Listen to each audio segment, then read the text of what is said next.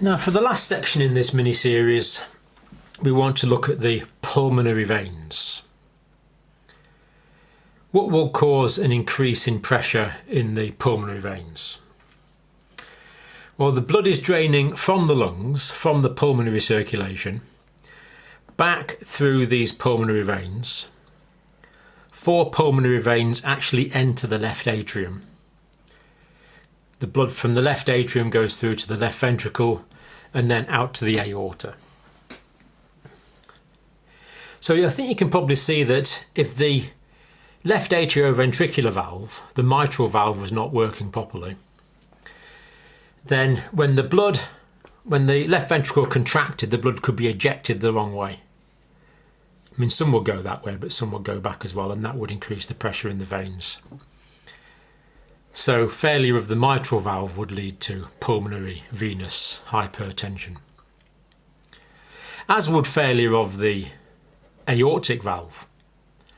After ventricular systole, the aortic valve would normally close to prevent regurgitation of blood from the aorta back into the left ventricle.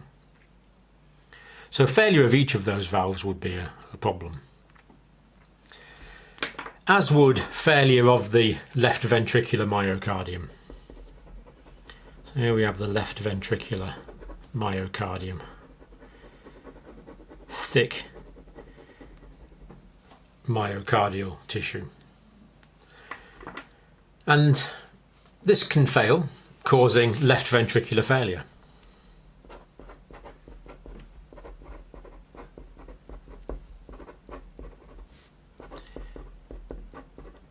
Failure of the left ventricle. And as with many conditions, as we've seen, it can be acute or it can be chronic. There can be an acute or chronic form.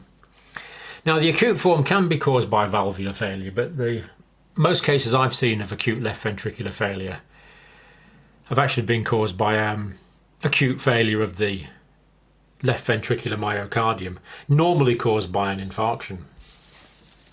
So if there was an infarction to an area of the myocardium, that area would no longer be contractile, unless you rescue it, of course. And that can result in reduced left ventricular contractility.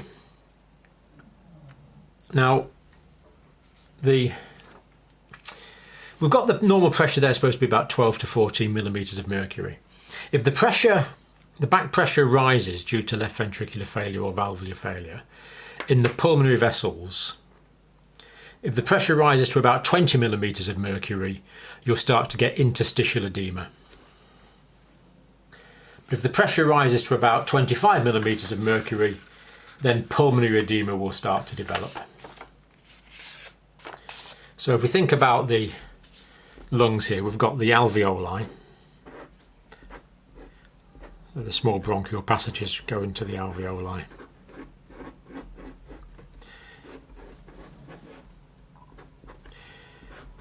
And if the pressure increases, fluid will start to accumulate first in the interstitial spaces,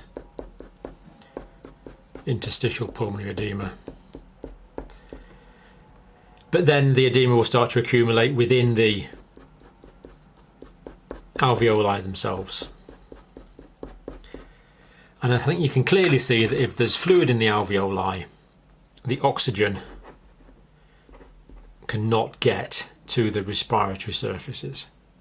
And in the same way, the carbon dioxide is not going to be able to get out because the whole area is waterlogged. So there can be an acute pulmonary edema. Now, one of the first features we get in this is orthopnea.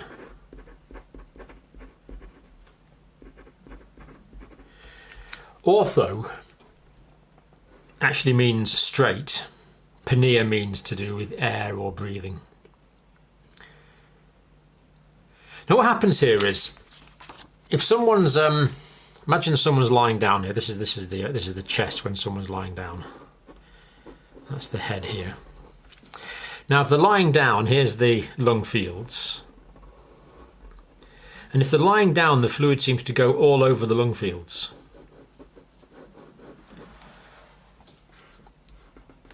making it difficult to breathe. They can't get the oxygen in, they can't get the carbon dioxide out. So shortness of breath when lying down. But then when we sit them up to a sitting up position, what seems to happen is the fluid drops to the lower part of the lungs. And you might know from x-rays you get these characteristic so-called small curly bee lines in the periphery of the lung field. We can see these fluid levels. But what this means is that this top part is actually left free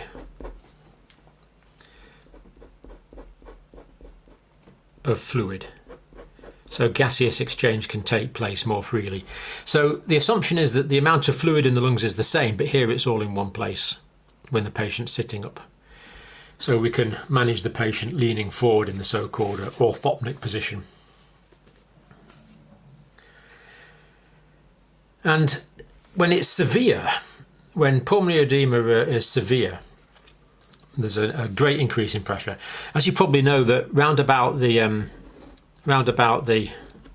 alveoli, there's an extensive network of pulmonary capillaries, and these are going to drain out into, of course, these arrive from pulmonary.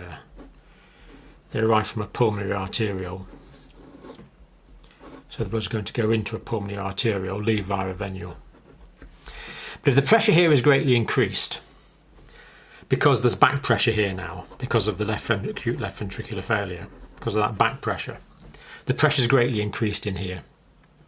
We're going to get the pulmonary edema, but if the pressure is very increased, that can actually burst some of these blood vessels and the red cells will leak out.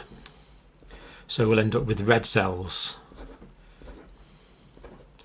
in the alveoli because of the severely increased hydrostatic pressure in the pulmonary capillaries. And this blood's going to go in mixed with the mucus. It'll eventually go up and it will be coughed up as pink frothy sputum. So pink frothy sputum in combination with orthopnea. Now if you see the pink frothy sputum, that's a severe clinical feature. That's a bit of an emergency. You can get it in high altitude pulmonary edema as well. High altitude pulmonary edema, so-called HAPE. And we use the American E for edema. The other one, of course, is high altitude cerebral edema, HACE. So the pink frothy sputum. So the orthopnea, the pink frothy sputum. Features of the severe pulmonary edema.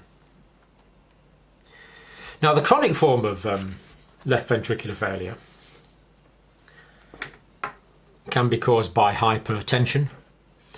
In hypertension, the blood pressure here is high, so there's an obligatory high output from the left ventricle, eventually causing ventricular hypertrophy, cardiomegaly and failure.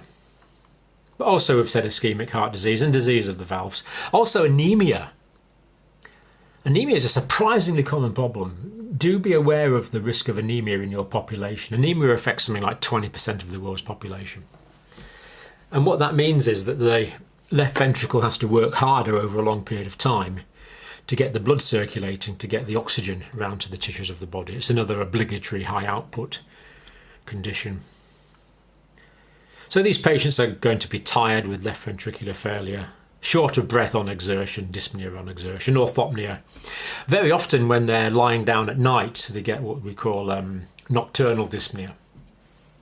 Because when they're lying down at night, as we've seen, the fluid can go all over the lung fields. If you listen to the chest, there'll be crackles, crepitations. To try and compensate, initially the patient has a fast heart rate, and the heart will, as we've said, increase in size because of the hypertrophy.